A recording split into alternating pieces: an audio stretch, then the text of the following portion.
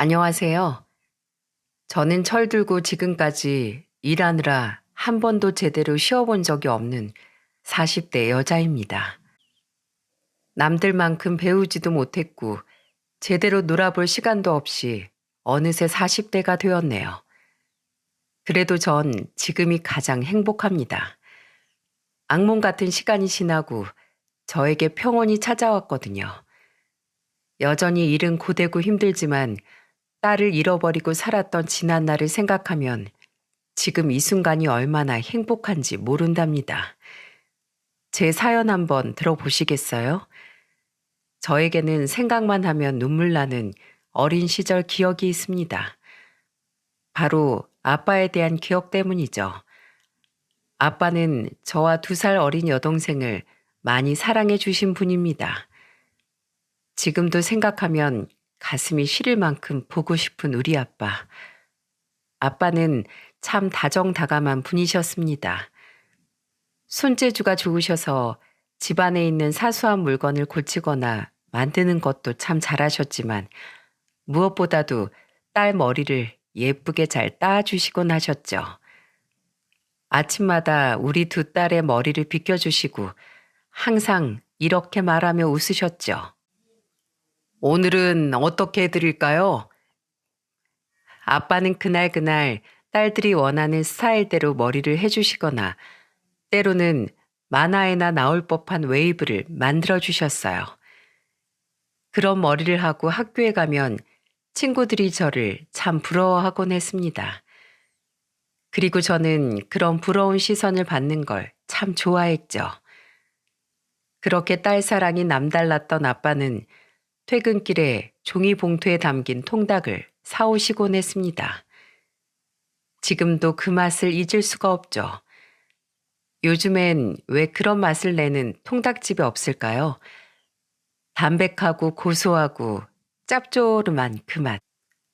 아빠가 통닭을 사오신 날이면 내 식구가 둘러앉아 아빠 손을 쳐다보곤 했습니다. 하지만 하늘은 착한 사람을 먼저 데려간다고 하잖아요. 참 야속한 말입니다. 아빠는 조그만 건축 사업을 하셨는데 친한 친구에게 금전 관리를 맡기시고 몇 년 동안 열심히 일만 하셨어요. 그런데 제가 중학교 3학년이 되던 해 하교하고 집에 돌아와 보니 집안 곳곳에 빨간 딱지가 붙어 있었습니다. 저는 처음 그런 광경을 보았어요. 하지만 빨간 딱지가 무슨 의미인지 어린 나이에도 알 수 있었습니다. 드라마에서 흔히 나오는 장면이니까요. 그렇지만 믿을 수가 없었어요. 엄마, 이게 뭐야? 집안을 돌아보던 저는 엄마에게 물었습니다. 저보다 먼저 하교를 한 여동생은 자신이 아끼는 소니 오디오에 빨간 딱지가 붙어 있는 걸 보고 울먹이고 있었고요. 그 오디오는 당시 여동생이 친구 집에 있는 오디오를 보고 너무 갖고 싶어서 용돈을 모으고 있었는데 아빠가 그 모습이 안쓰러웠는지 여동생이 반에서 1등한 날 기념으로 사주신 물건이었어요. 그러니까 당연히 여동생 애장품 1호였죠. 하지만 그 오디오에 빨간 딱지가 붙어 있었습니다.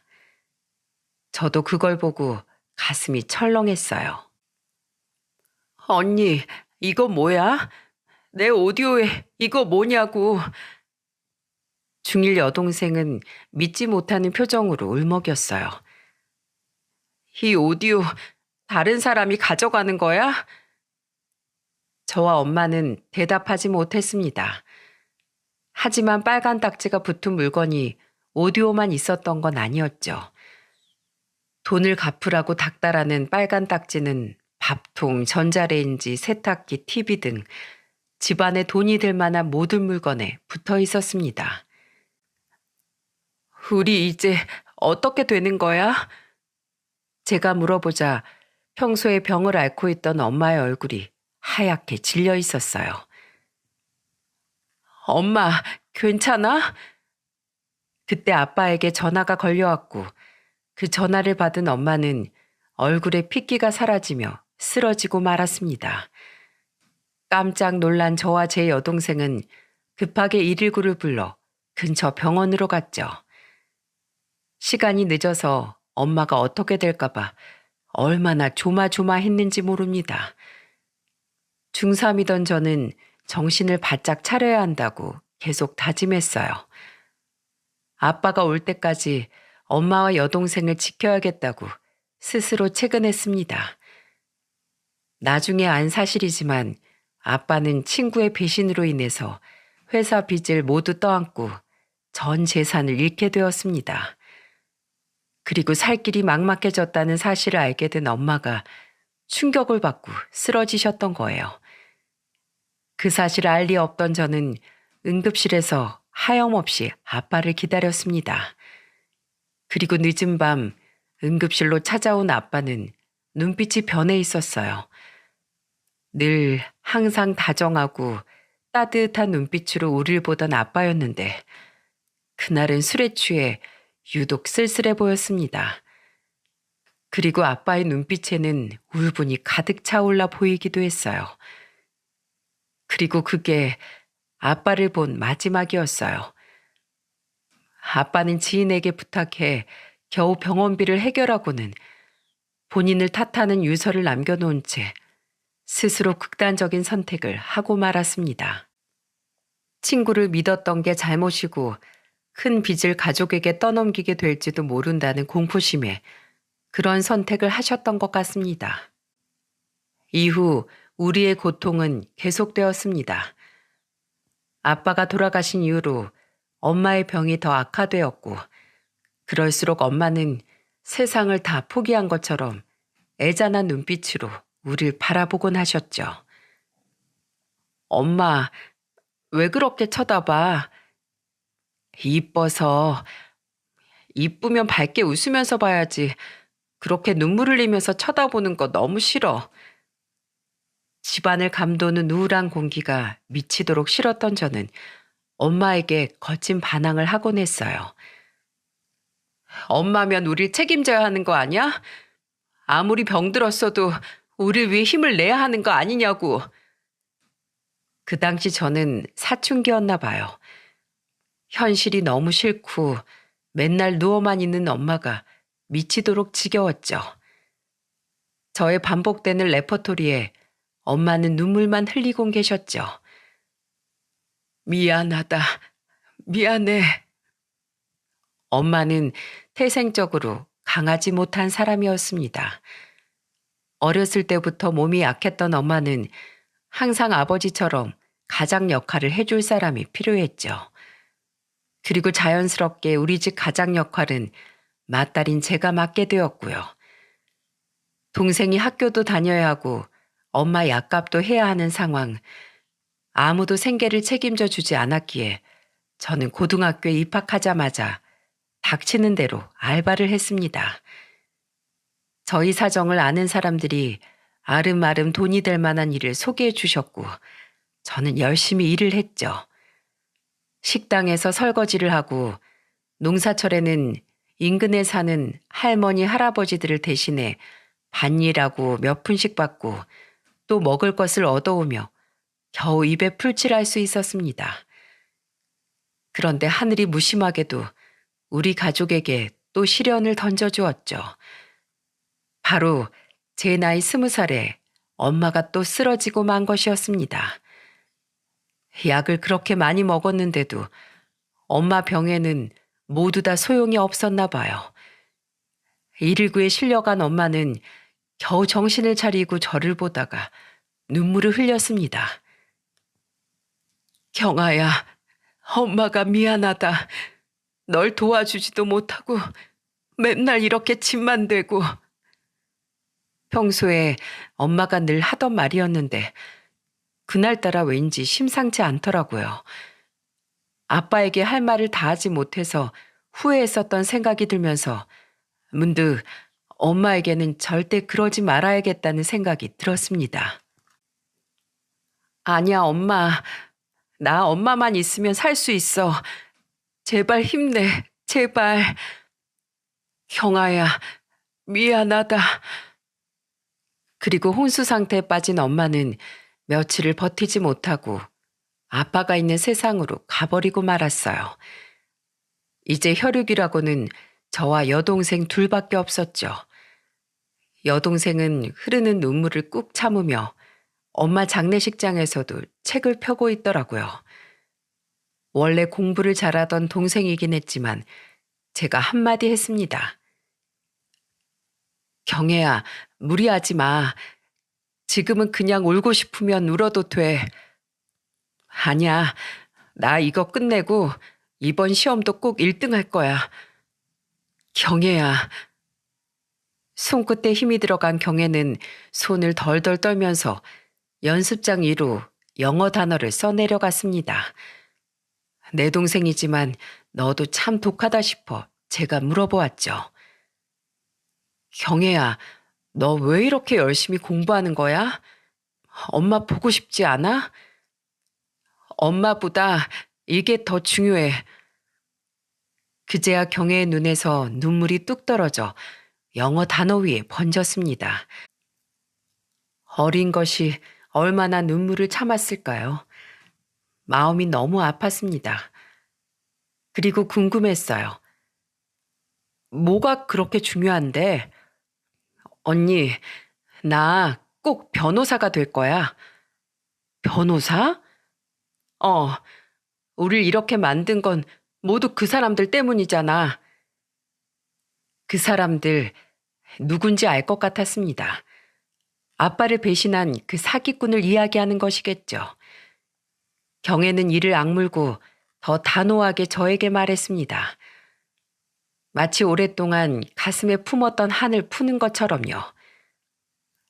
나 꼭 변호사가 돼서 아빠처럼 억울한 사람 도와주고 싶어. 사기친 놈들 꼭 벌받게 할 거야. 그리고 손끝에 힘을 꽉 주며 다시 꾹꾹 영어 단어를 써내려갔죠. 여동생의 그 어린 가슴에 그 일이 못이 박혔나 봅니다. 몇 년이 지나도록 잊지 못할 만큼 큰 트라우마로 남았던 것이겠죠. 그 마음을 이해 못할 것도 아니라서 동생을 보면서 제가 말했습니다. 경혜야, 고맙다. 언니 한두 네가 좀 풀어줘. 그리고 북받쳐 오르는 눈물을 속으로 삼켜버렸어요. 이제 여동생만 생각하면서 살아야지 다짐하면서요. 여동생이 변호사가 되고 싶다면 제가 최선을 다해 밀어주고 싶었습니다. 왠지 내 동생은 해낼 것 같았으니까요. 성인이 되고 나서 저는 공장에 취직했습니다. 공장 식당에서 식사를 해결하고 옷이라고는 공장 작업복밖에 없으니 돈을 더 알차게 모을 수 있었거든요. 하지만 저도 사람인지라 너무 힘들 때가 있었죠.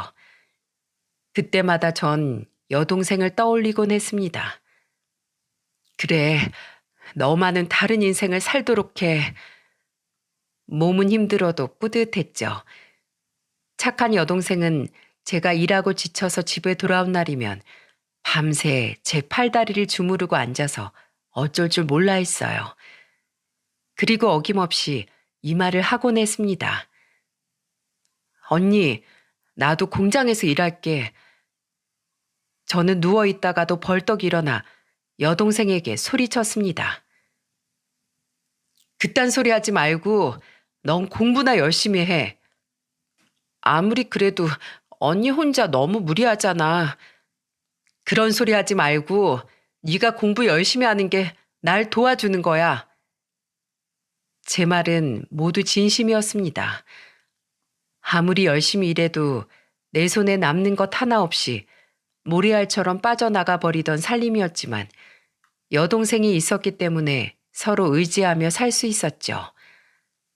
여동생은 친구도 사귀지 않고 오로지 열심히 공부만 했어요.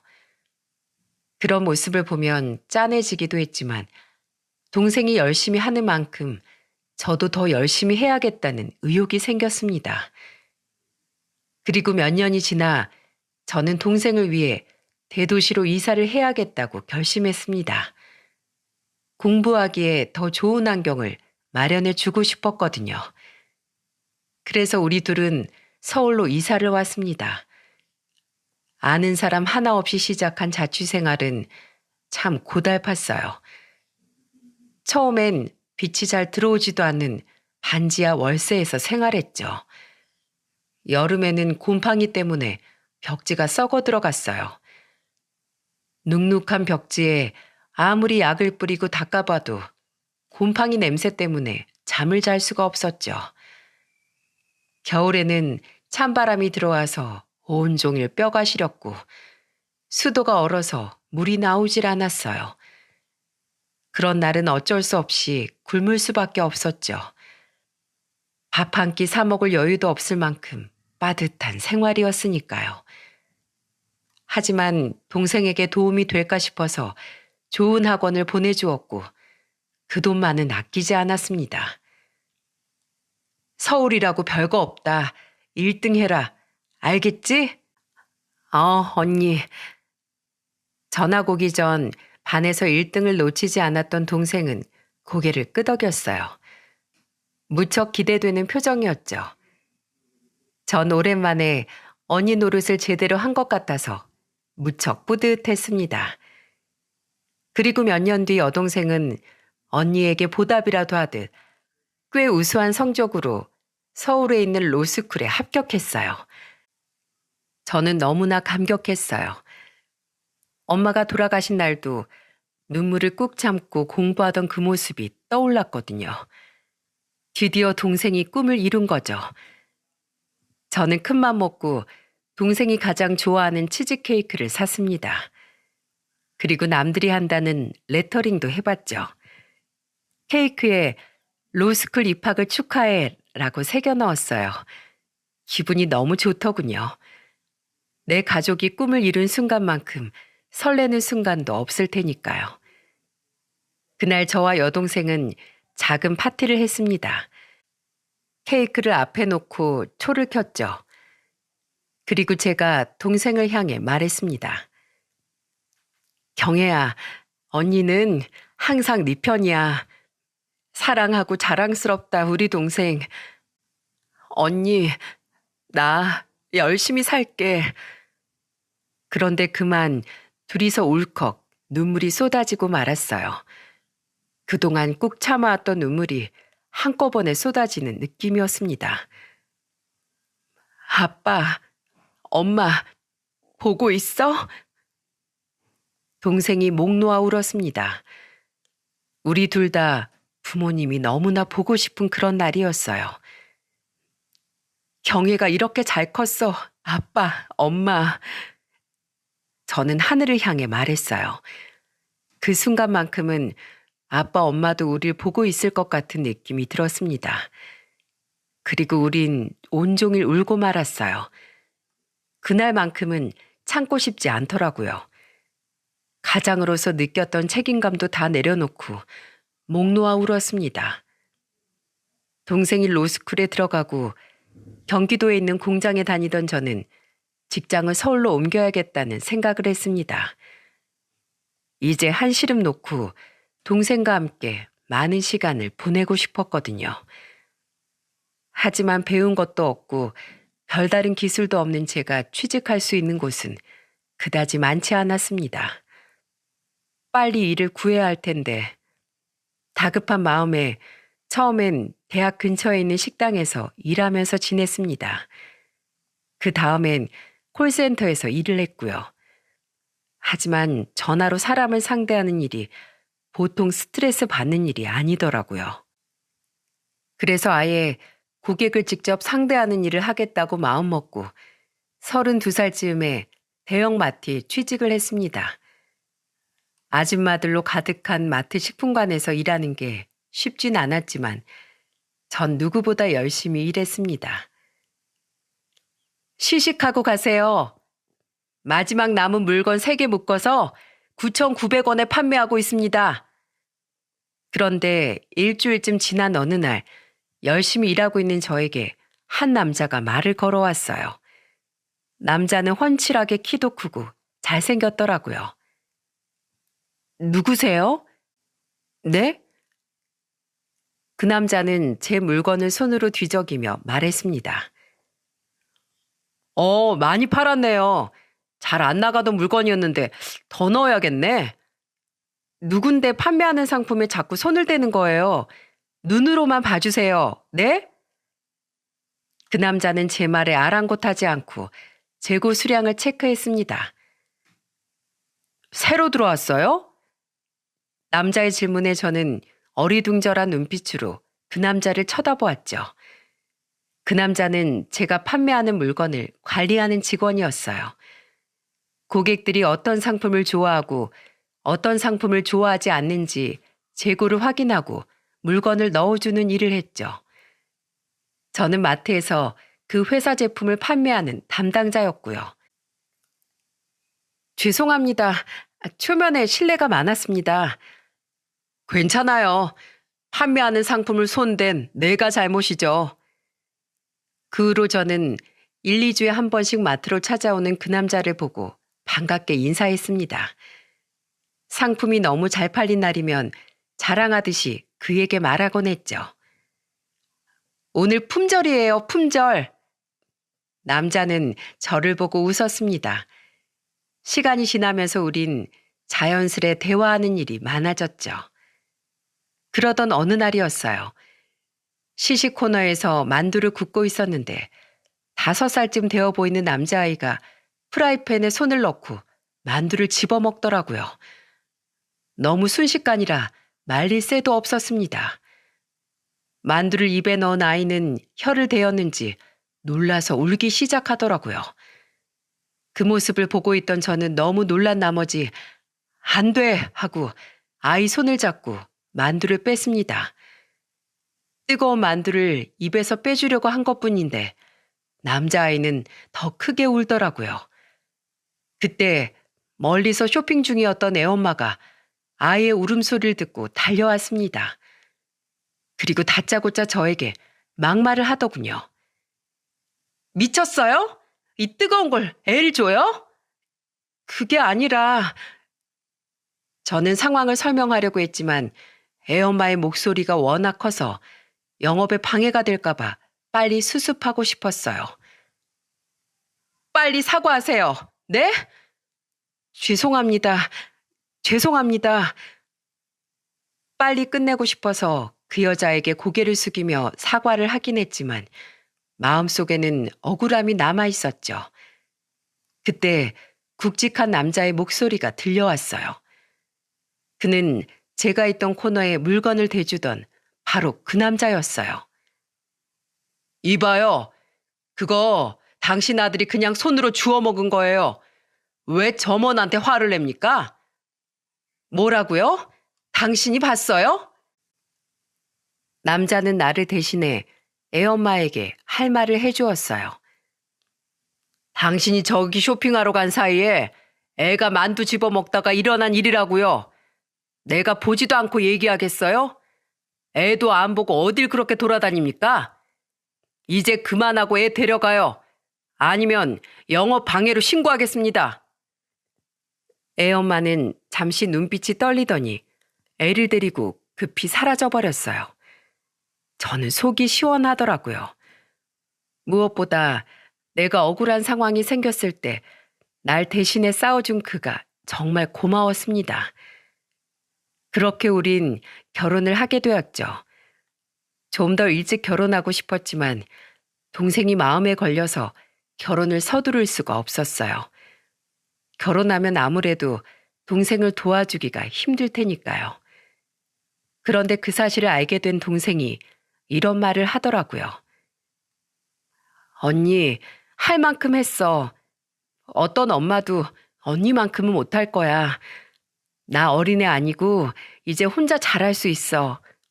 결혼해서 꼭 행복하게 살아. 그 말이 참 따뜻했습니다. 그 말 한마디에 그동안의 고생이 다 녹아버리는 것 같았어요. 밤잠 못 자고 열심히 공부해 준 것도 고마운데 언니를 생각해 주는 동생의 마음이 참 기특하더군요. 무슨 일 있으면 꼭 이 언니한테 얘기해야 돼? 그렇게 여동생에게 다짐을 받고 저는 결혼을 하게 되었죠. 하지만 남편과 저는 신혼집을 마련할 만큼 여유롭지 못했어요. 그래서 우리는 결국 시댁으로 들어가기로 했습니다. 시부, 시모, 시누이 남편, 네 식구가 사는 집에 제가 들어가게 된 거죠. 그동안 고생 많았다. 내가 너의 부모가 되어주마. 우리 집에 들어와서 같이 살게 된 이상 내가 널 딸처럼 잘해줄게. 그리고 3년 지나면 전셋집 마련해서 분가하면 되는 거야. 알겠지? 딸처럼 잘해준다는 시모의 말을 들으니 눈물이 핑 돌더라고요. 흔히 며느리에게 하는 말이지만 저에게는 정말 의미가 달랐습니다. 부모님 돌아가시고 10년 넘게 고아처럼 살았으니까요. 결혼하니 남편 부모도 내 부모가 될 수 있구나. 그렇다면 내가 돌아가신 우리 엄마처럼 생각하고 의지하며 살아야겠다 다짐했습니다. 정말로 좋은 시어머니 밑에서 내가 며느리 역할을 잘하면 화목한 가정을 꾸리고 살 수 있을 거라고 생각했죠. 하지만 저의 이런 기대는 얼마 지나지 않아 모두 어긋나 버렸어요. 임신한 지 얼마 되지 않아 시모가 저를 부르더군요. 무슨 일인가 싶어서 시모가 있는 방으로 들어갔더니 대뜸 이런 말을 하는 겁니다. 네 통장 이제 내가 관리할 테니 내놔. 갑자기 이런 말을 왜 하는 건지 너무 놀란 저는 시모에게 되물었죠. 왜요, 어머니? 이제 아이도 낳을 테고 돈이 많이 필요할 텐데 내가 돈을 모아주마. 아직 어려서 너희가 어떻게 돈 관리를 하니? 네 남편 월급도 내가 많이 모았어. 네 통장도 같이 모아주마. 저는 머릿속이 복잡해졌습니다. 결혼하면 당연히 남편 월급도 저에게 넘어와야 하는 거 아닌가요? 어리다뇨. 그 당시 30이 넘은 남자가 엄마한테 통장 관리를 맡긴다는 게 도무지 이해가 되지 않았어요. 게다가 제 통장까지 내놓으라뇨. 이건 안 될 말이었습니다. 그건 안 됩니다, 어머님. 저도 잘할 수 있으니까 제 돈은 제가 관리할게요. 뭐? 그리고요, 어머님. 이제 아이 아빠 통장도 제가 관리해야죠. 그것도 넘겨주세요. 그 말을 들은 시모는 아무 말도 하지 않고 귀가 찬다는 듯이 절 노려보더니 몸을 휙 돌리더군요. 그날 밤 전 너무 기가 막혀서 잠이 오질 않더군요. 하소연할 사람도 없어서 가슴만 치고 있는데 남편은 새벽이 되어서야 기어 들어왔습니다. 어디서 술을 퍼먹었는지 술 냄새를 풍기면서 이런 소리를 하는 겁니다. 우리 엄마한테 잘해, 어? 그날 밤 저는 처음으로 이혼을 생각했어요. 이 집안에는 날 위해주는 사람이 아무도 없다는 걸 실감했으니까요. 당장 뛰쳐나오고 싶었지만 형편상 그러지 못하고 겨우겨우 버티게 되었죠. 그리고 몇 달 후 딸아이가 태어났습니다. 제 뱃속으로 나온 제 자식은 정말 눈에 넣어도 아프지 않을 정도로 예쁘더군요. 시모도 핏줄은 당겼는지 온갖 육아용품을 사다 주며 딸아이를 돌봐주었고요. 저도 그 모습이 싫지는 않았습니다. 아유, 이 하얗고 작은 손발 좀 봐라. 애기가 어쩜 이렇게 예쁘게 생겼니? 시모는 딸아이를 참 예뻐했습니다. 저는 그 모습을 보면서 다행이라고 생각했고요. 하지만 평화는 오래가지 못했죠. 딸아이 돌잔치 날 저는 가족들끼리 조촐하게 식사하길 원했지만 시모는 일가 친척들과 지인들을 뷔페로 불러 모았습니다. 덕분에 일가 친척 하나 없는 저는 또다시 외로운 기분을 맛보아야만 했죠. 일생에 한 번뿐인 딸아이 돌잔치인데 자꾸만 친정아빠와 엄마가 생각이 났습니다. 살아 계셨더라면 나도 저 사람들처럼 웃을 수 있었을 텐데. 그래도 저는 딸아이를 위해 밝게 웃었어요. 사랑하는 딸의 첫 생일인데 엄마가 울면 안 된다고 곱씹으면서 참았습니다. 그런데 제 눈앞에서 절대 참을 수 없는 일이 터지고야 말았어요. 너 여기 고기 좀 더 가져와라. 접시도 좀 치우고. 시모가 마구 일을 시키고 있는 사람은 바로 다름 아닌 제 여동생이었어요. 뷔페에 직원들이 있는데도 시모는 굳이 제 여동생을 시켜 음식을 가져오게 했죠. 그 모습을 본 저는 피가 거꾸로 솟는 듯 했습니다. 안 그래도 친정 부모님 생각에 목이 맬 지경인데 여동생을 함부로 대하는 시모를 보니 가슴이 터져나가는 것 같았어요. 우리 엄마 말 안 들려요? 고기 좀 더 가져오라잖아. 신우가 소리쳤어요. 그때 저는 나이대가 비슷한 신우의 앞에서 당혹스러운 표정으로 서 있는 여동생을 지켜보았죠. 저는 화가 나서 달려갔습니다. 지금 뭐 하는 거야? 네가 뭔데 내 동생을 시켜? 생각할수록 화가 났습니다. 제가 소리를 지르자 시모가 벌떡 일어나 저에게 다가오더군요. 조카 생일날 손님 대접하게 고기 좀 더 가져오라는데 뭐가 잘못됐어? 왜 제 동생이 해야 하죠? 고기가 필요하면 어머님 그 귀한 따님 시키면 되잖아요. 뭐? 이게 시애미한테 못하는 소리가 없어? 제 동생 곧 변호사 될 사람이에요. 공부한다고 시간 없는데 오늘 조카 돌잔치라고 겨우 온 거라고요. 따님은 백수에다가 공짜로 자리만 차지하고 있으니 밥값은 해야지. 안 그래요? 여동생에게 잔심부름을 시켰다고 화가 난 게 아니었어요.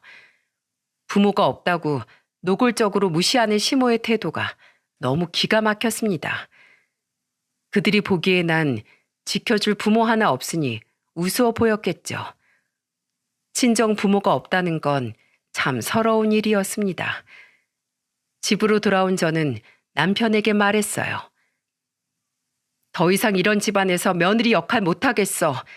당장 우리 이혼해. 남편은 놀란 얼굴로 저를 쳐다보더라고요. 저는 남편이 또 시모 편을 들 거라고 생각하고 무슨 말을 하든 한 대 쥐어 박아줘야겠다고 생각했는데 남편이 뜻밖의 말을 하더군요. 아무래도 사태가 심각하다는 걸 눈치챘던 것 같습니다. 미안해.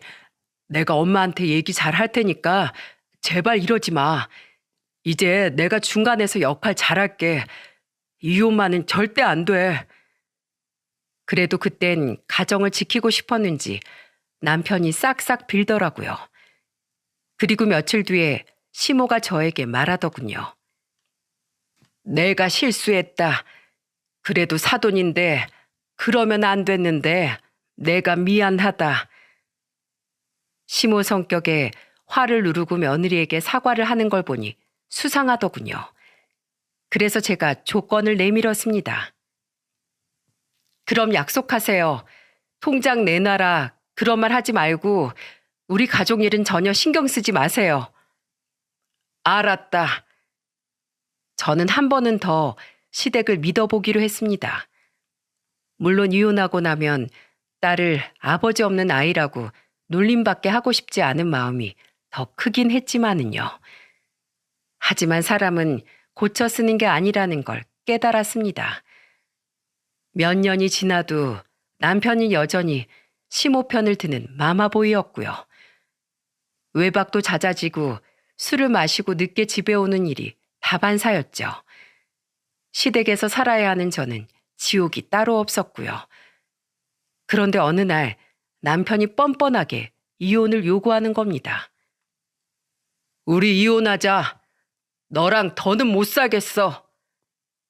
그동안 남편과 시댁에 대한 감정이 쌓일 대로 쌓여버린 저는 남편을 붙잡고 싶지 않더라고요. 그래서 저도 그러자고 했습니다. 그런데 이혼한다는 얘기를 들은 시모가 저를 앉혀놓고 난리를 쳤죠. 뭐 이혼? 앤 어떻게 하고 이혼을 해? 애는 제가 데리고 나갈 겁니다. 지금 모아둔 돈도 없는데 애를 어디서 키울 거야? 거지 같은 월세방에서 내 손녀를 키우려고? 그 말을 들은 저는 할 말을 잃었어요. 재산 분할을 한다고 해도 뭐 하나 나올 것 없는 집구석. 이대로 아이를 데리고 나가 혹시 돈이 떨어지면 예전에 여동생과 살았던 그런 반지하 방에서 아이를 키울 수도 있다고 생각하니 눈앞이 캄캄해지더라고요. 너 나가는 건 아쉬울 거 하나 없다. 그치만 애는 안 돼. 나가서 돈을 벌어서 어엿한 집 한 채라도 있을 때 애를 데려가. 정말 듣기 싫은 말이었지만 시모가 하는 말이 틀린 말도 아니었어요. 지금 당장 아이를 데리고 어디로 간단 말입니까? 그리고 내 딸을 나처럼 힘들게 살게 하고 싶진 않았습니다. 시댁이 미치도록 싫었지만 이곳에 남아있으면 딸은 지금처럼 안전하고 따뜻하게 생활할 수 있겠죠. 시모가 며느리는 미워했지만 손녀는 예뻐했으니 잘 봐줄 거라 생각했습니다. 그땐 그게 최선의 방법인 줄 알고 아이를 남겨두고 이혼을 했습니다. 그리고 이혼하고 한 달에 한 번 그리운 딸을 보는 날만 기다렸습니다. 만날 때마다 딸을 안고 쓰다듬으며 정말 헤어지고 싶지 않았죠. 저는 하루빨리 딸을 데려오고 싶어서 정말 열심히 살았습니다. 그런데 어느 날부턴가 딸아이를 만날 수가 없었어요.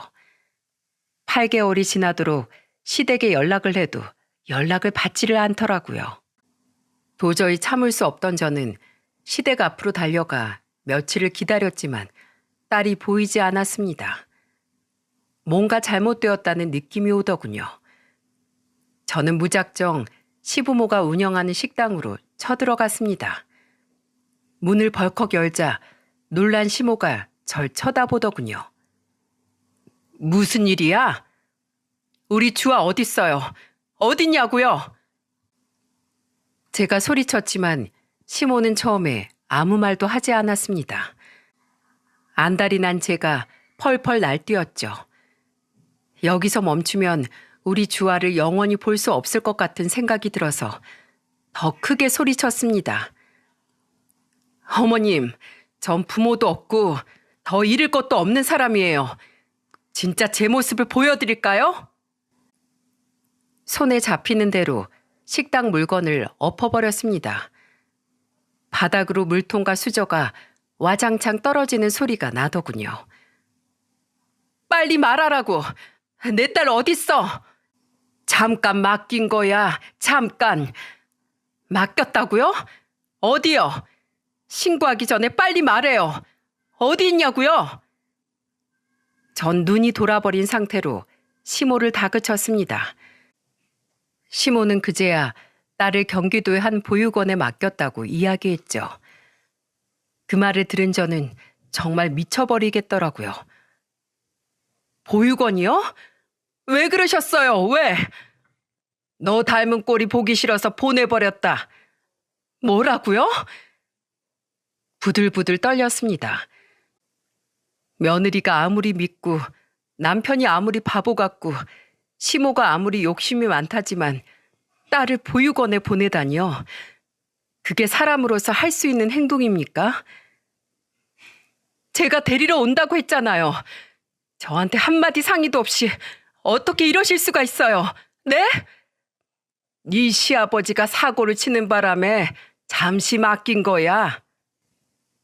시부가 식당을 확장하려던 돈을 날렸다는 건 어렴풋이 알고 있었지만 그렇다고 제 딸을 왜 보육원에 보낸 걸까요? 도무지 이해가 되지 않았지만 저는 우선 딸을 찾아야겠다고 생각했습니다. 낯선 곳에서 두려움에 떨고 있을 딸을 생각하니 저는 도무지 잠을 이룰 수가 없었어요. 다음 날 시모가 알려준 경기도의 한 보육원에 겨우 도착했습니다. 그런데 저 멀리 창가에 서 있는 아이가 보였습니다. 심장이 쿵 내려앉더군요. 멀리서 보아도 그 아이는 내 딸, 분명 내 딸 주아였습니다. 주아야, 엄마야, 엄마. 그제야 절 알아본 주아가 달려와 제 품에 안겼습니다. 7살밖에 안 된 아이가 그동안 얼마나 외로웠으면 엄마 가슴에 파묻혀 서럽게 울더라고요. 그 소리를 듣고 있으니 저도 가슴이 찢어질 듯이 아팠습니다. 이제 엄마랑 가자. 엄마가 미안해. 정말 미안해. 그때 보육원에서 한 선생님이 나와서 저에게 말을 건네더라고요. 주아는 이곳에 도착한 이후로 항상 혼자서 바깥만 보고 있었다고요. 전 눈물을 닦으며 말했죠. 주아야, 왜 창밖만 보고 있었어? 엄마가 나 버렸잖아. 뭐? 누가 그런 말을 해? 할머니. 주아의 뜻밖의 말에 저는 놀라서 주아를 쳐다보았습니다. 너무 보고 싶었어. 그래서 창밖을 계속 본 거야. 엄마가 꼭 올 거라고 생각했어? 주아는 울면서 고개를 끄덕였습니다. 잘했어. 잘했어, 우리 딸 주아. 이제 이 엄마가 데려갈 거야. 어떻게든 너랑 함께 살 거야. 저는 딸을 꼭 껴안았습니다. 처음으로 하늘에 감사하는 마음이 생기더라고요. 찾아서 정말 다행이었습니다. 그 후에 전 딸을 다시 데려오는 절차를 밟았고 여동생과 함께 사는 오피스텔에 딸을 데리고 들어갔습니다. 비록 방 한 칸뿐인 집이었지만 딸과 함께 있다는 것이 너무 행복했어요. 손을 잡고 잠이 들었는데 세상 부러운 것이 없더라고요. 그런데 며칠이 지나고 주아 입에서 나온 말은 충격적이었습니다. 아빠가 왜 날 버리고 간 줄 알아요? 뭐? 왜 버린 줄 아냐고? 저는 놀라서 주아를 쳐다보았죠. 주아는 할머니와 아빠가 말하는 걸 엿들었는지 자세하게 얘기를 해주더군요. 도저히 믿을 수가 없었습니다. 남편이 이렇게 말했죠. 엄마도 봤지? 이번에 만난 그 여자 정말 괜찮은데 내가 애 딸린 이웃남이라는 걸 몰라. 어쩌지? 안 그래도 나도 그 생각을 했다. 일단 너 재혼은 해야 하니까 애를 잠시 맡겨두자. 주아? 주아를 어디에? 잠시 보육원에 맡겨뒀다가 재혼하고 그때 데려오면 되지. 안 그래? 지금 네 아빠가 사고 치는 바람에 집도 어수선한데 빨리 너부터 재혼시켜야지. 이런 얘기를 딸이 들었다고 생각하니 정말 피눈물이 나더군요. 어린 딸도 보육원이 무슨 뜻인지 알았는지 다음날 시모에게 가서 물었다고 하더군요. 할머니, 나 보육원에 보낼 거예요? 며칠만 있으면 할머니가 다시 데려올 거야. 그럼 나 엄마한테 갈래요. 지 엄마 닮아서 못돼 먹긴. 가긴 어딜 가? 네 엄마 너 버리고 간 거야. 그 바람에 아이는 모든 희망을 잃고 보육원으로 들어가게 되었답니다. 그곳에 들어간 딸이 엄마에게 버림받았다는 생각을 하면서 창밖을 바라보았다는 생각만 하면 지금도 가슴이 저립니다. 내가 이 인간들을 어떻게 응징해야 할까요? 그 인간들은 정말 가만히 있는 사자의 코털을 건드렸죠. 고통받은 딸아이를 생각하면서 반드시 어떤 방법으로든 이 고통을 돌려주리라 마음먹었습니다. 그래서 흥신소를 찾아가 남편 뒷조사를 했죠. 남편이 고급 외제차를 할부로 뽑았더라고요. 그럴 돈이 없는데 왜 이렇게 무리해서 차를 샀나 알아봤더니 역시 여자 문제더군요. 사실 남편이 좀 훤칠하긴 했습니다. 그래서 여자를 만나는 게 쉬웠겠죠. 며칠이 지나고 남편이 동호회에서 가깝게 지내는 여자를 알아냈는데 그 여자는 남편보다 5살이나 어리고 대기업에 다니는 여자였죠. 그런데 그 여자에 대해 더 알고 보니 그게 아니었습니다. 결국 그 여자도 저처럼 전 남편의 실체를 모르고 속은 피해자였어요. 저는 이 여자에게 남편의 실체에 대해 알려주고 싶었고, 그래서 그 집을 찾아갔죠. 집 앞 공원으로 나온 여자는 처음에 제 얘기를 못 믿겠다는 눈치였어요. 지금 김덕호 씨 만나죠? 그 사람 이혼남의 애 아빠인 건 알아요? 당신 누군데 그런 말을 하는 거예요? 덕호 오빠 스토커예요? 참 어이가 없더라고요. 내가 김덕호 전 부인이야. 누구보다 김덕호를 잘 아는 사람이라고. 내가 그걸 어떻게 믿어요? 네? 믿든 말든 난 팩트만 알려주면 돼. 팩트? 저는 그 여자에게 모든 사실을 알려주었습니다. 전 남편이 타고 다니는 외제차는 할부로 무리해서 산 거고, 그 집 아버지는 사업가가 아니라 조그만 테이블 5개 놓고 장사하는 그런 식당을 운영할 뿐이라고요. 그런데도 의심스러운 눈초리로 저의 표정을 살피는 여자를 보자 갑자기 화가 치밀어 오르더군요. 그래서 그 인간이 얼마나 쓰레기인지 알려주고 돌아서자고 마음먹었어요. 이제 그런 남자 데리고 살든 말든 이제 이 여자 팔자라고 생각하면서요. 당신 만나려고 총각 행세하면서 딸까지 보육원에 버린 남자예요. 그게 아빠가 할 짓인가요? 그제서야 그 여자의 눈이 동그래지더군요. 차마 거기까진 상상할 수 없었겠죠. 이제 난 다 알려줬으니까 갈게요. 믿던지 말든지 마음대로 하세요. 정 못 믿겠으면 어디 한번 확인해 보시던가. 그리고 전 남편 주소를 건네주고 돌아서려는데 그 여자가 울기 시작하더라고요. 전 너무 당황스러웠습니다. 결혼하자고 해서 5천만 원을 그 사람에게 줬는데, 그 여자는 전 남편이 어떤 사람인지도 모르고 결혼하자는 말만 믿고 모아둔 돈과 친정에서 마련해준 돈을 이미 전 남편에게 건넸더라고요. 왜 확인도 안 해보고 그런 행동을 했어요? 제가 놀라서 묻자 그 여자는 갑자기 핸드폰을 들고 전 남편에게 전화했습니다.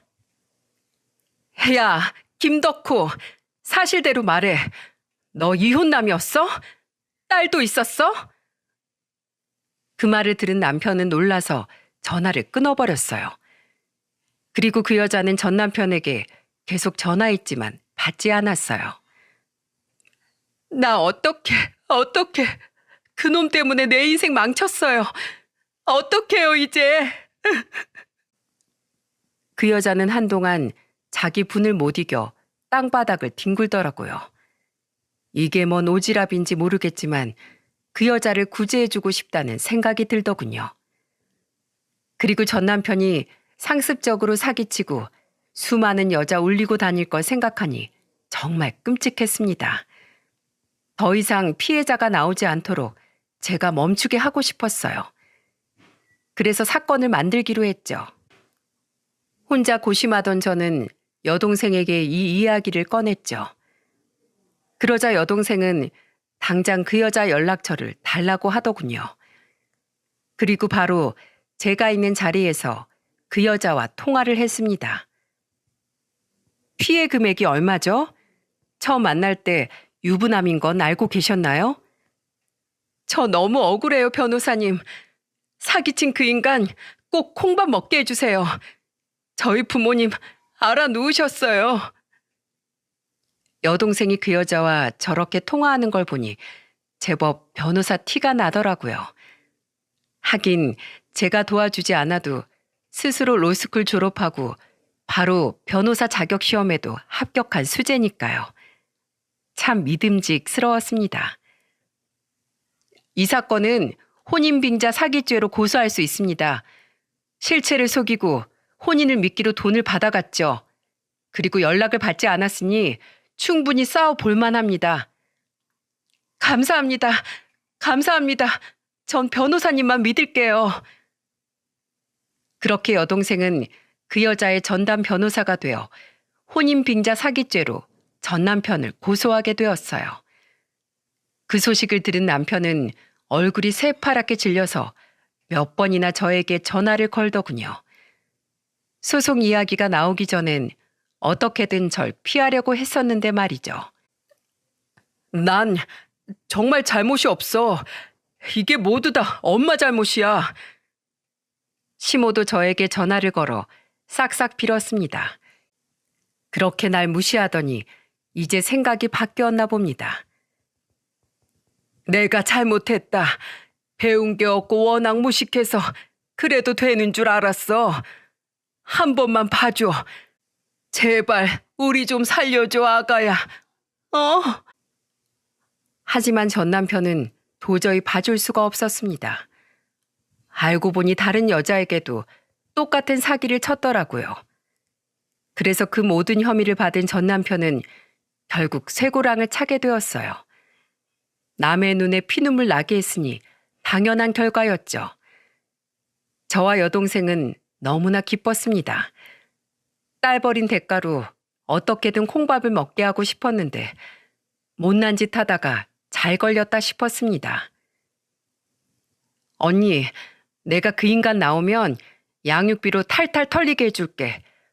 어떻게든 우리 조카 잘 키워야지. 안 그래? 여동생의 말에 저는 그제야 채증이 내려앉는 것 같았습니다. 양육비도 저의 당당한 권리니까 꼭 받으려고요. 소송 이후에 열심히 딸을 키우면서 살던 저는 지금의 돈벌이로는 안 되겠다 싶어서 청소 사업을 시작했습니다. 남들은 꺼리는 일이라고 하지만 처음 제 이름 걸고 하는 일이라 얼마나 기분이 좋은지 모른답니다. 제가 워낙 깔끔한 성격이라 입소문이 났는지 요즘에는 수익도 꽤 괜찮고요. 앞으로 우리 딸과 여동생 그리고 나의 행복만 생각하며 멋지게 살아가려고 합니다. 고아라고 무시받으며 살아서 서러울 때도 많았지만 이제 그런 건 하나도 두렵지 않습니다.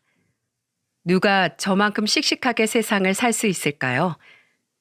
그렇게 숱하게 아픈 일을 겪으면서 저는 더 단단해진 것 같습니다. 혹시 저처럼 고아로 살아오신 분 계신가요?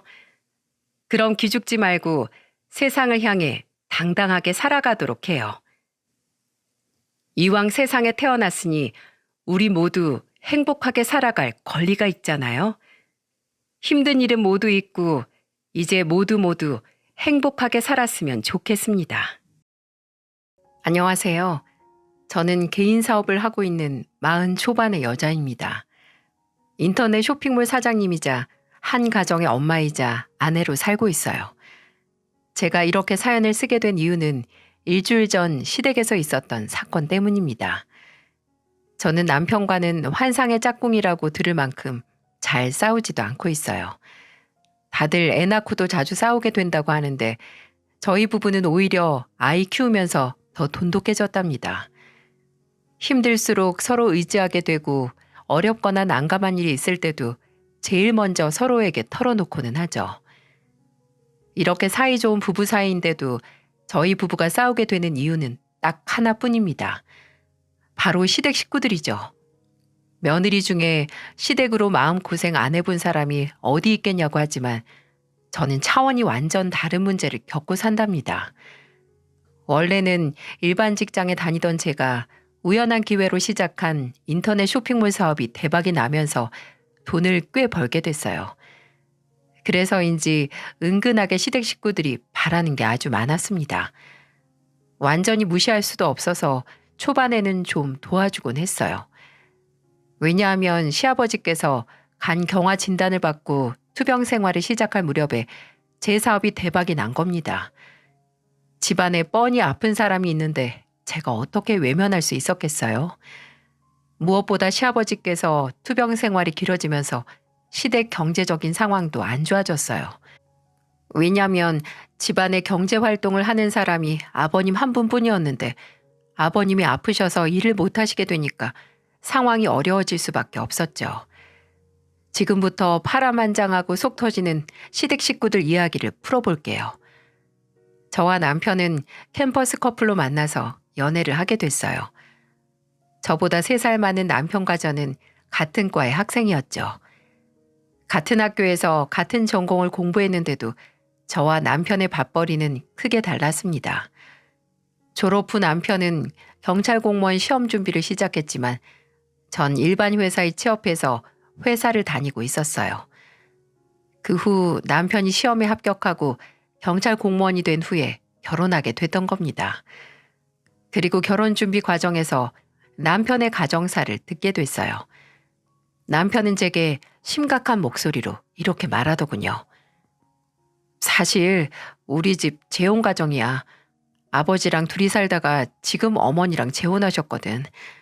여동생은 어머니랑 둘이 살다가 우리 아버지 재혼한 거라 배달은 남매고. 그랬구나. 그래도 같이 살고 있는 사람이 가족인 거지.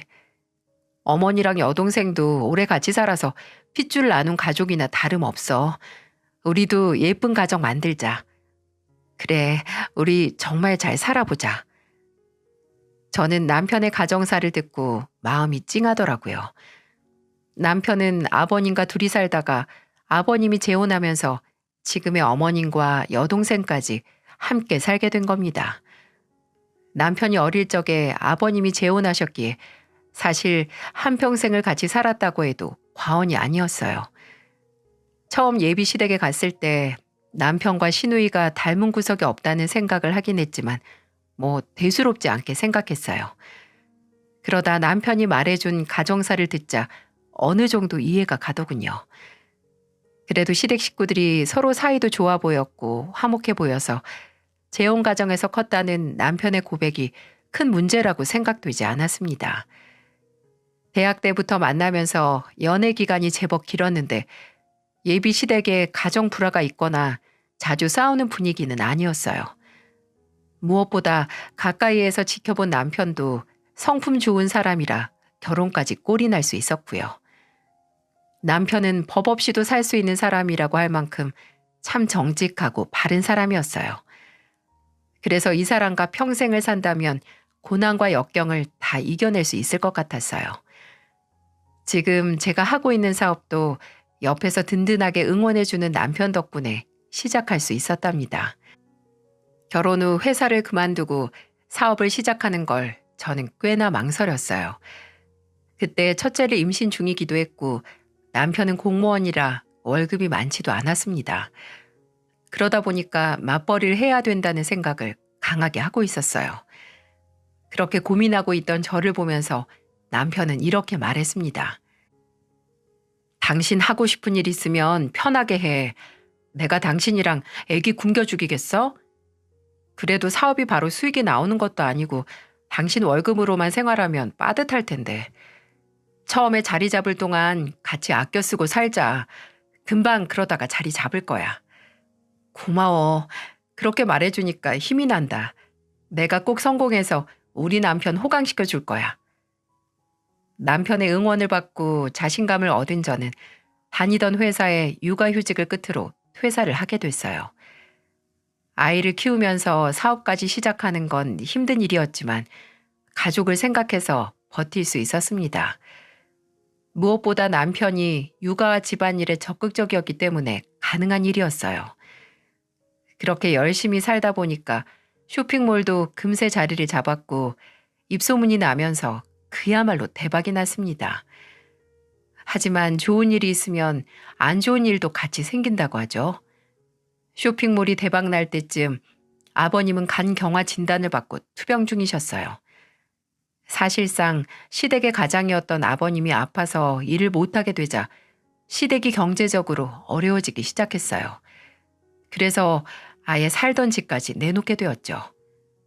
이 사실을 다 듣고 제가 어떻게 가만히 있을 수 있겠습니까? 게다가 경제적으로 여유가 생기고 있어서인지 시댁을 도와야겠다고 생각했어요. 그래서 2억 정도 되는 빌라를 제 명의로 얻어들였습니다. 그렇게라도 보탬이 되고 싶은 순수한 마음이었어요. 제가 시댁의 형편을 알고 시댁 식구들을 이사시켜 드리겠다고 말하자 남편은 이렇게 말했습니다. 여보 고마워. 아버지가 당신 덕분에 편하게 지내실 것 같아. 내가 당장 해드릴 수 있는 거니까 당연하지. 아버님이 괜찮아지셔야 할 텐데 걱정이다. 당신 덕분에 금방 나으실 거야. 어머니도 이사하고 너무 좋아하셔. 당신한테 고맙다고 계속 말씀하셨어. 저는 기뻐하는 남편과 시댁 식구들을 보자 마음이 편해졌어요. 그때는 보탬이 될 수 있는 일이 있다는 게 참 좋았습니다. 하지만 저와 남편의 기대와 달리 아버님의 건강은 좋아질 기미가 보이질 않는 거예요. 게다가 원래도 힘들었던 시댁의 경제적 상황이 갈수록 기울어지기 시작했습니다. 그리고 결국 병을 이기지 못한 아버님은 세상을 떠나고 말았어요. 아버님이 아팠던 기간 동안 제 쇼핑몰은 승승장구했지만 시댁 상황이 좋지 못해서 저는 여러 방면으로 도와드리고 있었습니다.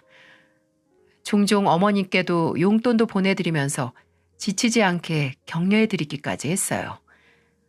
이런 노력에도 아버님을 먼저 떠나보내고 온 가족이 심적으로 힘든 시간을 보냈답니다. 그 상황에도 산 사람은 살아야 한다는 잔인한 말처럼 힘든 마음을 추스르고 일에만 집중했어요. 그렇게 정신없이 7년이란 시간이 흘렀습니다. 그 사이 큰아들은 초등학교에 입학을 했고 둘째 딸은 유치원에 다니고 있었어요. 제가 운영하던 쇼핑몰도 제법 규모가 커졌고 매출도 안정적으로 잘 나오고 있었습니다. 하지만 아버님이 떠난 후 모든 가족이 정신 차리고 살았던 건 아니에요. 아버님이 떠나고 어머님과 시누이만 남겨진 집에서는 늘 사건 사고가 끊이질 않았어요. 그 중에서도 시누이는 정말 심각했죠. 결혼하고 1년 만에 이혼을 당한 겁니다. 저와 남편은 어리둥절해서 시댁을 가봤어요. 대체 무슨 일이 있었길래 1년 만에 이혼을 하나 싶더라고요. 그래서 시댁에 가보니 시누이가 어머님 옆에서 투덜거리면서 있는 게 보이더라고요. 저는 시누이를 보며 걱정스러운 목소리로 물었습니다. 아가씨, 무슨 일이에요? 갑자기 이혼이라뇨? 저도 정말 어이가 없어요. 유부녀가 나이트 가지 말라는 법이 있어요? 그냥 평소처럼 나이트에서 놀다가 어쩌다가 눈이 맞은 남자가 있었는데 그걸 어떻게 알고는 이혼하자는 거예요. 아가씨 나이트 갔어요? 가정도 있는데 거길 왜 갔어요? 난 정말 잠깐 놀려고 갔던 거라니까요. 스트레스만 풀려고 갔던 거예요. 먹긴 놈이 성낸다고 정말 황당하지 않습니까? 아직도 시누이 생각만 하면 무늬만 어른인 애를 보는 것 같았어요. 30 중반 나이가 되도록 제대로 일해본 적도 없었습니다. 이렇게 말하면 시댁이 대단한 부자라서 그런 거라고 하시겠죠? 저희 시누이는 금수저라 일을 안 한 게 아니고 그냥 일하기 싫어서 일 안 하는 배짱이었어요. 그런 시누이가 어떻게 좋은 남자 만나서 결혼하는가 싶었는데 1년 만에 이혼을 당한 겁니다. 근데 잘못은 누가 봐도 시누이가 잘못했는데 왜 이렇게 당당한가 이해할 수가 없었어요. 남편도 황당했는지 황당한 목소리로 말하더군요. 유부녀가 성인 나이트 안 가는 건 상식이지. 말을 꼭 해줘야 알아? 네가 애야? 그리고 놀러 갔으면 놀고만 오든지 거기서 남자는 왜 만나? 그거야말로 네가 법적으로 잘못한 거라고. 뭘 잘했다고 토끼 눈을 뜨고 억울하단 말을 해? 오빠는 왜 맨날 다 내가 잘못했대. 남편이 얼마나 나한테 소홀했으면 내가 그런 장소에서 눈이 맞겠냐고. 그럼 남편이랑 대화를 했었어야지. 그리고 아무것도 안 하는 백수인 너를 누구보다 아껴주던 사람한테 네가 지금 뒤통수 친 거야. 알긴 알아? 정신 차려. 하루에 3끼 챙겨 먹고 산다고 다 사람 아니야. 네가 한 짓이 얼마나 짐승만도 못한 짓인지 제대로 반성해. 어머니도 얘 더 이상 감싸지 마세요. 남편은 화가 잔뜩 난 채로 시누이를 타박했어요. 어머니도 남편이 정색을 하면서 말하니까 중간에서 어쩌지도 못하고 난감해 하셨고요. 제가 생각해도 남편 말에 100번 동의했어요. 누가 봐도 시누이가 잘못한 거고 솔직히 이혼당해도 싸지 않습니까? 결국 시누이는 결혼 1년 만에 이혼했고 다시 시댁으로 돌아와서 어머님과 둘이 살게 된 거예요. 그런데 이게 바로 제 지옥의 시작이었어요. 저는 꿈에도 생각하지 못했어요. 다른 사람이 보기에는 신우이 이혼이 저한테 무슨 영향을 줄까 싶겠지만 제 사연을 끝까지 들으시면 아마 이 말을 손으로 탁 짚으실지도 모르겠어요. 신우이가 원래도 배짱이 같은 날라리과였는데 이혼까지 당했으니 인생이 망했다고 생각했나 봐요. 보통 이렇게까지 벼랑으로 몰리면 더 정신 바짝 차리고 살아봐야겠다고 생각하는 게 정상 아닌가요? 신우이는 이혼하고 시댁에 들어온 이후로 미친 사람처럼 술만 퍼마셨어요. 그런데 더 황당한 건 어머님이 전혀 말리지 않는다는 거였어요. 한 번은 저녁에 사무실에서 재고 정리할 게 남아있어서 한창 일하고 있는데 신우이한테서 전화가 온 거예요. 한밤중에 무슨 일인가 싶어서 신우이의 전화를 받았습니다. 그런데 세상에 술에 취해서 제대로 발음도 못하는 신우이 목소리가 들리더군요. 새언니, 내가 술을 조금 마셨는데 택시도 잘 안 잡히고 너무 피곤한데 데리러 와주면 안 되나? 우리 새언니 차 외제차에다가 엄청 좋잖아요. 아가씨, 또 술 마셨어요? 아휴, 적당히 좀 마시지. 왜 집에 오기 힘들 정도로 마셔요? 적당히 마실 거면 술을 왜 마셔요? 아, 바빠서 못 올 것 같으면 택시비라도 보내줘요. 나 정말 너무 힘들어서 집에 가고 싶단 말이에요. 저는 아가씨 술 마시고 집에 갈 돈 보내줄 만큼 그렇게 이해심이 넓지가 않아요. 솔직히 아가씨가 지금 술 마시고 놀러 다닐 때 아니잖아요. 정신 차리고 알아서 집으로 조심히 가요. 안 그래도 바빠 죽겠는데 술에 취한 아가씨 전화를 받고 나니까 기분이 더 안 좋았어요. 그리고 너무 당연하다는 듯 저보고 데리러 오라는 둥 택시비를 보내라는 태도에 정말 화가 났어요. 대체 일도 안 하고 집에서 놀기만 하는데 무슨 힘든 일이 있다고 매번 저렇게 나가서 노는지 이해할 수가 없었어요. 그런데 다음 날 어머님의 전화를 받고 나서 왜 신우이가 저렇게 개념 없는 아나무인으로 사는지 단번에 알겠더군요. 전날 야근해서 피곤한 몸으로 겨우 출근하는데 어머님께 전화가 오는 겁니다. 이쯤만 해도 어머님과는 사이가 그리 나쁘지 않았어요. 하지만 이때 받았던 전화로 인해서 사이가 점점 틀어지기 시작했죠. 다급하게 걸려온 어머님 전화를 받자 한껏 화가 난 어머님의 목소리가 들리더군요. 너 그렇게 안 봤는데 못하는 소리가 없더라. 뭐가 그렇게 잘나서 내 딸한테 훈계야? 그리고 밤길에 술 취한 애 챙기는 게 뭐가 힘들다고 막말을 해, 네가. 어머님, 솔직히 매일같이 나가서 노는 아가씨가 이상한 거예요. 아가씨 또래 사람들은 회사 다니면서 자기 밥벌이 하고 있다고요. 얼른 정신 차려야 자기 밥벌이라도 하고 살게 만들죠. 누가 너더러 내 딸 데리고 살라고 하든? 네가 뭔데 내 딸한테 그런 막말을 해. 그럼 저 앞으로 아가씨 일에 신경 안 쓸게요. 앞으로는 어머님이 아가씨 전부 알아서 다 해주세요. 저는 기가 막혀서 어머님과 전화를 하다가 끊어버렸어요. 진짜 너무 억울했어요. 아가씨 시집 갈 때도 챙겨줬었고 나름대로 신경을 쓰고 있었는데 어제 한번 그랬다고 저한테 무작정 상심지를 켜고 달려드는 어머님한테 서럽다는 생각까지 들더군요. 시댁에 아무리 잘해봐야 소용없다더니 딱 맞는 말이었어요. 그래서 저는 한편으로 화도 나고 억울했지만 이렇게 된 거 시댁 일에 신경 꺼버리자 다짐했습니다. 사실 그동안 도와주면서도 좋은 마음으로 시댁을 돕긴 했지만 점점 당연하게 받는 어머님과 신우이의 태도에 찜찜하기만 했거든요. 그래서 오히려 잘 됐다 싶었습니다. 하지만 개벌은 남 못 준다고 돈 벌어본 적 없던 신우이가 하루아침에 정신을 차렸겠어요?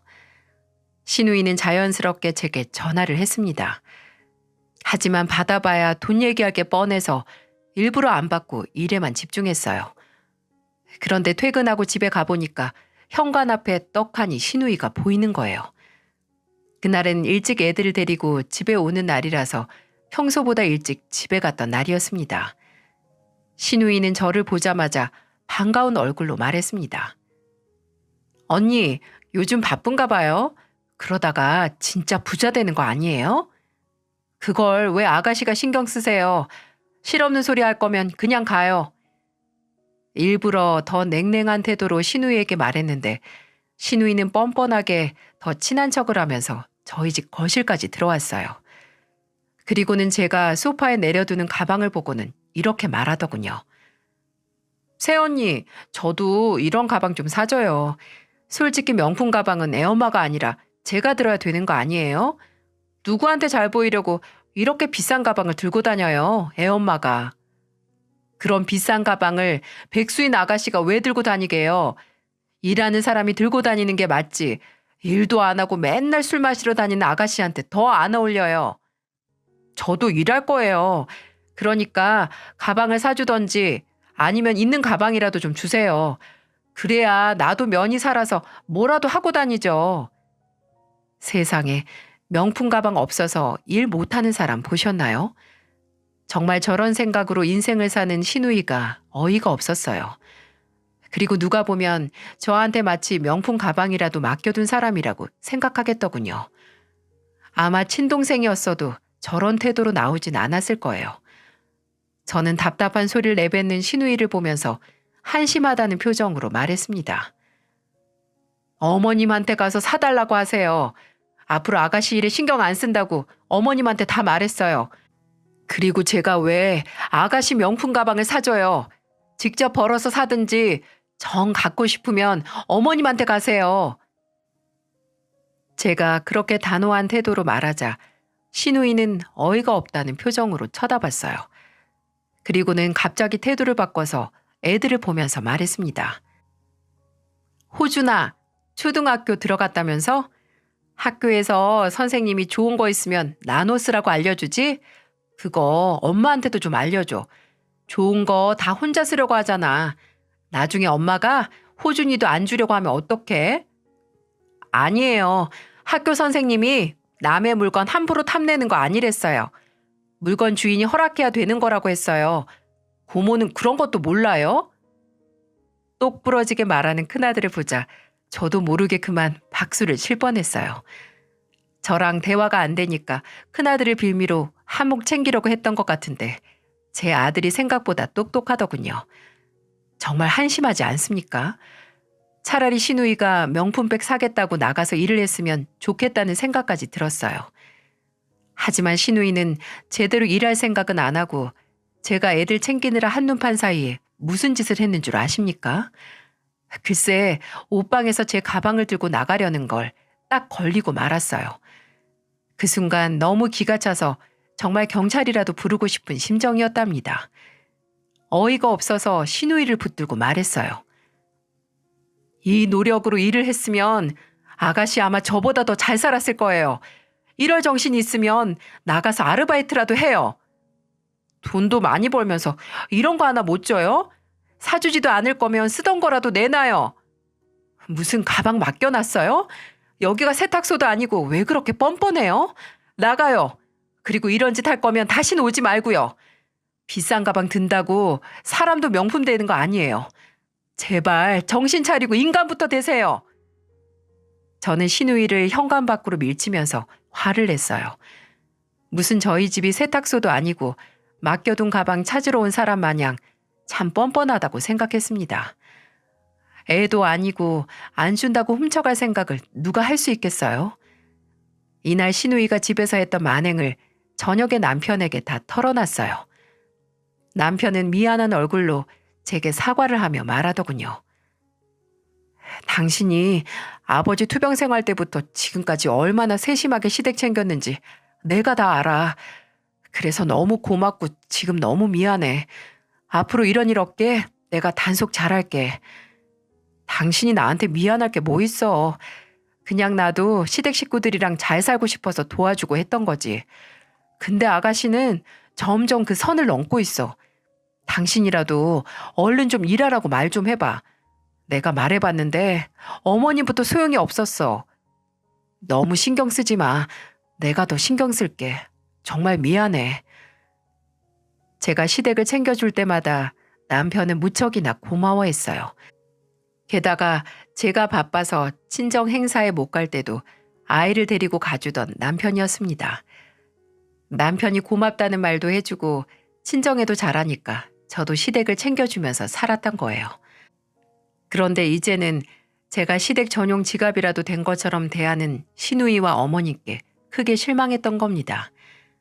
아마 남편처럼 지나가는 말이라도 고맙다는 말 한 번이라도 했다면 이렇게 사연을 쓰고 있을 일도 없었겠죠. 하지만 시누이 상태를 보면 어머님도 어땠을지 예상이 가지 않으신가요? 시누이는 말 그대로 어머님을 보고 자란 판박이었습니다. 왜냐하면 어머님도 특별한 일을 하는 분은 아니었어요. 가정주부로 지내면서 가끔 소일거리나 하는 정도였죠. 그런데 저한테 전화해서 볼멘 소리를 하시는 거예요. 그러면서 제게 투덜거리면서 어머님이 제게 이런 부탁을 하셨습니다. 요즘에는 손목도 아프고 오래 서 있으면 허리도 아파서 설거지도 못하겠어. 옆집 보니까 식기세척기 요즘 잘 나온다는데 나도 그거 하나만 사서 보내줘봐라. 식기세척기요? 둘이 사는데 식기세척기 필요할 정도는 아닐 것 같은데요. 그걸 왜 네가 정하니? 내가 힘들다는데. 시어머니가 힘들다고 하면 군말 없이 사주면 될걸. 어디서 또 훈계질이야? 집에서 놀고 있는 사람이 둘이나 있는 집에 식기세척기를 사야 된다고 생각하시나요? 4인 가족이 생활하는 저도 한 번도 생각해 본 적 없던 식기세척기 얘기에 황당했어요. 그런데 어머님은 저를 더 이해 못하겠다는 목소리로 화를 내셨습니다. 그래서 저는 황당한 목소리로 어머님께 말씀드렸죠. 힘드시면 놀고 있는 아가씨 시키세요. 그러면 어머님이 힘들 일도 없잖아요. 너무 힘들어서 못하시겠으면 아가씨한테라도 시켜야지 어쩌겠어요. 일하고 애도 보는 저도 집안일 하면서 잘 다녀요. 효도는 딸이 해야지 왜 며느리가 해요? 아가씨한테 부탁하세요, 어머님. 어머님께 아가씨한테 부탁하라는 말을 하곤 끊어버렸어요. 세상에 이렇게 뻔뻔하게 며느리한테 이런저런 부탁하는 시댁이 또 있을까요? 요즘 며느리 무서워서 명절에도 편히 못 부른다는데 저는 왜 이렇게 살고 있는지 모르겠습니다. 제가 시댁에서 대단하게 대우받자고 집도 구해주고 용돈 챙겨가며 살았던 건 아니에요. 그냥 다 같이 잘 살기 바라는 마음뿐이었는데 어머님과 시누이가 전혀 개선의 의지가 없는데 저만 잘 살기 바란다고 잘 사라질 수 있겠습니까? 그동안 헛된 희망을 품었구나 싶었어요. 요즘처럼 살기 힘든 세상에 잘 살아보겠다고 마음 먹고 살아도 힘든 세상인데 어머님과 시누이는 철이 없었습니다. 철딱선이라는 표현이 딱 맞아떨어졌죠. 저는 당연히 일을 하고 있기도 하고 애들을 2명이나 케어하는 입장에서 차가 당연히 필요하지 않겠습니까? 그런데 어머님은 다음날 집으로 찾아오셔서 퇴근하는 주차장에서 걸어오는 저를 보면서 말했습니다. 시어머니가 식기세척기 좀 사달라고 했다고 그렇게 싫다고 하더니 너는 먹고 살만한가 보다. 차도 외제차에 옆구리에 비싼 가방까지 턱하니 끼고 아주 살만 나겠어. 제가 번 돈으로 제가 사는 건데 뭐가 문제예요? 어머님, 이거 다 제가 힘들게 번 돈으로 산 거예요. 힘들기는 뭐가 힘들어? 그래봐야 인터넷 장사면서. 너 진짜 뻔뻔하다. 서방 없는 년이라고 네가 지금 나 무시하는 거지? 어머님이 절 무시하는 거겠죠.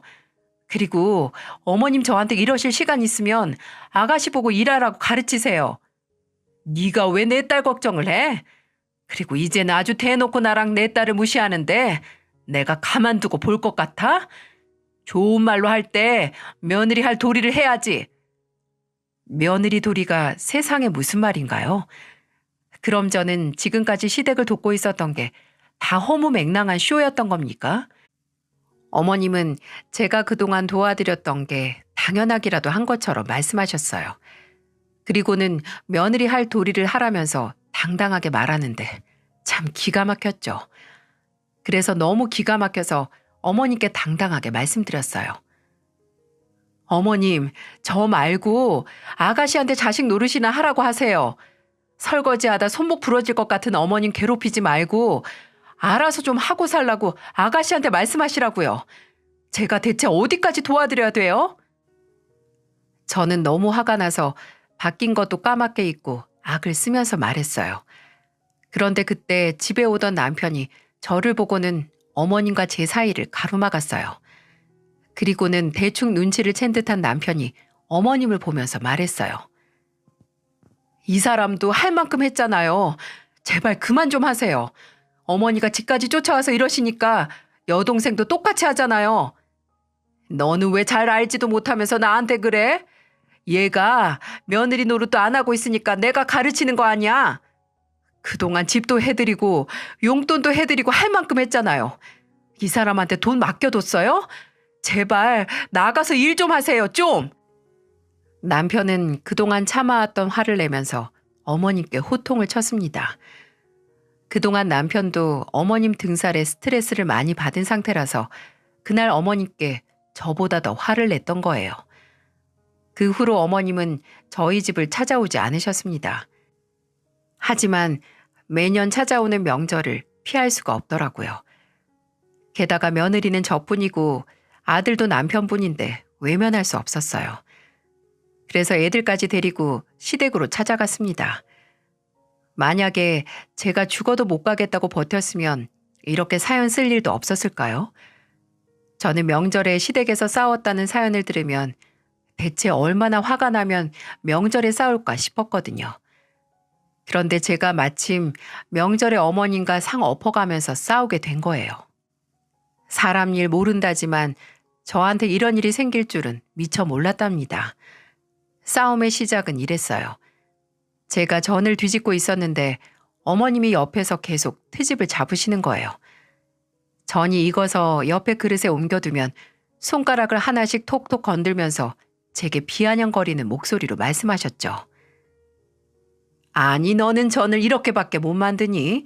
모양도 제각각이고 냄새도 나잖니? 불 조절도 못하나 탄자국도 보이고 하여튼 밖에서 일하는 게 벼슬이지 아주. 계란물 묻혀서 굽는데 어떻게 다 같이 똑같이 구워요. 그리고 이 정도면 다 비슷하잖아요. 정말 사진이라도 보낼 수 있다면 그날 제가 만든 전 모양을 보여드리고 싶네요.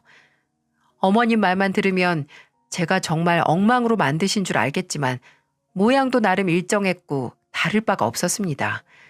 그런데 제 옆에 딱 붙어서 트집 잡을 거 없나 찾는 사람처럼 저를 노려보고 계셨어요. 그러면서 어머님은 제게 이런 말까지 하셨습니다. 돈 벌면서 집안일도 한다고 유세 떨더니만 이 꼴이 다 뭐냐? 나는 눈 감고 발로 뒤집어도 이것보다는 잘 만들겠다.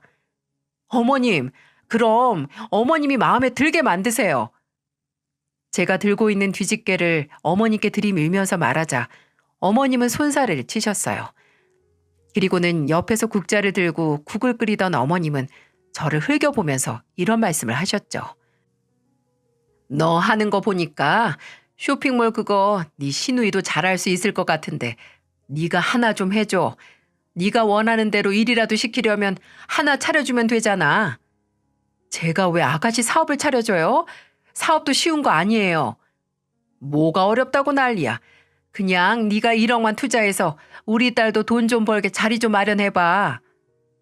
이게 무슨 말도 안 되는 소리입니까? 그동안 어머님이 뻔뻔하다고 생각은 했지만 이 정도로 본인만 생각하는 분일 줄은 꿈에도 생각하지 못했습니다. 게다가 시누이 성격상 차려준다고 잘하겠어요? 꾸준히 일하던 사람도 아니고 놀기 바쁜 사람한테 누가 믿고 사업을 맡기겠습니까? 그래서 저는 어머님께 단호하게 말씀드렸습니다. 사업 아무나 하는 거 아니에요. 구멍가게에서도 오래 일 못하는 아가씨가 뭐라고 사업을 한다고 그러세요. 그리고 저한테 1억이 어딨어요. 하고 싶으면 어머님이 아가씨 도와주세요. 제가 단호한 목소리로 어머님의 부탁을 거절하자 어머님은 정색을 하시더군요. 그런데 제가 시누이한테 1억까지 보태주면서 도와줄 이유는 없는 거 아닌가요? 진짜 눈 뜨고 코 베어가는 수준도 아니고 이 정도면 칼만 안 든 강도들 아닌가요? 그런데 어머님은 마치 받아야 될 돈이 1억이 있는 사람처럼 저한테 버럭 화를 내셨습니다. 이번에는 말로만 화를 낸 게 아니고 들고 있던 국자로 제 머리를 내려치신 거예요. 너무 놀라서 소리를 질렀는데 어머님은 제 비명에도 아랑곳하지 않고 말씀하셨습니다. 돈 있다고 유세야? 네가 뭔데 자꾸 내 딸을 무시해? 누가 보면 뭐 대단한 사업이라도 하는 줄 알겠네. 니까지 것도 쇼핑몰 하고 사는데 내 딸이라고 왜 못해? 그까진 일 돈만 있으면 다 하겠더구만. 진짜 기가 막혔어요. 제가 하는 일이 쉬워 보였는지 어머님은 아가씨한테 차려주려고 했던 겁니다. 게다가 제가 자꾸 아가씨가 나가서 일할 수 있게 내보내라고 하니까 어머님은 저한테 돈을 대주라고 했던 거예요. 정말 징글징글했습니다. 그래서 저는 어머님께 소리를 지르며 말했습니다. 쇼핑몰은 아무나 하는 줄 아세요? 그리고 제가 왜 사업을 도와요? 막말로 모른 척하면 끝이에요. 시댁 식구들 거지가 되든 말든 신경 안 쓰면 그만이라고요. 네가 그게 될 것 같아? 좋은 말로 할 때 1억 보태면 앞으로 너한테 손도 안 벌리고 그럼 너랑 나랑 이렇게 싸울 일도 없을 거 아니야? 순간 그동안 내가 깨진 항아리에 물 붓고 살았구나 싶은 심정에 속에서 울컥하는 마음이 올라왔어요. 그래서 저도 모르게 들고 있던 전 뒤집개를 어머님 앞에서 휘둘렀습니다. 여차하면 어머님을 쳤을지도 모르는데 애들 둔 엄마로서 화난다고 어른을 칠 수야 있었겠어요. 저는 억울함에 분노가 폭발해서 어머님께 격앙된 목소리로 소리치며 말했어요. 저요, 남편 월급 고작 300도 못 버는데 애들 둘이나 있어서 이를 악물고 살았어요. 애들 잘 키워보려고, 부족하게 안 키우려고요. 남편 사랑하니까 제가 시댁 일에 나서서 돕고 살았던 거라고요. 하나도 당연한 거 아니에요. 세상에 어떤 며느리가 시댁 힘들다고 집도 해줘요? 저야말로 억울하고 지금 상황 기가 막혀요. 이렇게는 못 살겠으니까 당장 내 집에서 다 짐 빼세요. 제가 집에서 짐을 다 빼라고 하니까 어머님은 제게 삿대질을 하면서 화를 내셨어요. 진짜 화내야 될 사람은 저 아닌가요? 지금도 이 순간만 생각하면 기가 막히네요. 그리고 인생 참 헛살았다 싶은 생각도 밀려듭니다. 그때 남편은 주방에서 시끄러운 소리를 듣고 달려왔고 저와 어머님의 대화를 듣고는 얼굴이 빨갛게 달아오르도록 화가 잔뜩 났습니다. 그리고는 어머님을 보면서 소리쳤어요. 더 이상은 당신들이랑 연락하고 못 사니까 당장 이 집에서도 나가고 다시는 연락하지 마세요. 우리도 할 만큼 했다는 생각 안 들어요? 왜 어머니까지 나서서 그러시는 거예요? 남편은 어머님께 화를 내고는 아이들의 짐을 챙겨서 나갈 준비를 했습니다. 저도 횡설수설하는 어머님을 주방에 두고 거실로 왔어요. 그리고는 짐을 챙기고 나갈 준비를 하는데 제게 매달리며 말하더군요. 그 사업 안 해줘도 괜찮으니까 이 집에서 나가라고는 하지 마. 여기서 나가면 우리가 당장 어디서 집을 구해. 너도 알잖니. 내가 쥐 죽은 듯이 살 테니까 집은 건들지 말자. 내가 이렇게 부탁하마. 이미 늦으셨어요. 어머님이 아가씨랑 여기서 나가셔야 제대로 연락을 끊고 살죠. 앞으로는 저도 시댁이라고 생각도 안 할 거예요. 정말 할 만큼 다 했고 이게 제 한계예요. 그러니까 내가 다 미안하다.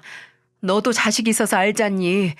자식 일에 정신 멀쩡할 부모가 어딨어. 어머님은 자식 생각한 게 아니고 어머님 편하려고 그러신 거예요.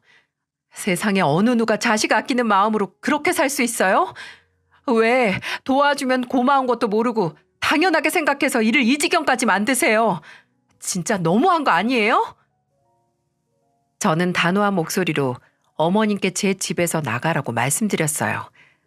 그러자 제게 매달리면서 다 오해라고 말하는데 정말 기가 막히더군요. 여러분들은 이것도 사과라고 받아들일 수 있겠습니까? 그저 집에서 안 나가려고 급하게 내뱉는 허무맹랑한 말들 같았어요. 제가 어머님을 무시하면서 말을 안 듣자 어머님은 남편에게 매달렸어요. 하지만 남편도 어머님을 무시하며 대답도 안 했습니다. 그리고는 옆에 있던 시누이는 지켜만 보다가 이러다가 안 될 것 같았는지 무릎을 꿇으면서 말했어요. 새언니, 내가 잘못했어요. 일단 화 풀고 다 나 때문이니까 내가 일자리 알아보고 살게요. 그동안 내가 수도 없이 말했는데 하루아침에 바뀌겠어요? 저는 이제 아가씨 못 믿어요. 그리고 이 상황에 정신 차리겠다고 하는 거 보면 벼랑 끝까지 밀려나야 정신 차릴 것 같은데 진짜 길바닥까지 나앉아 보세요.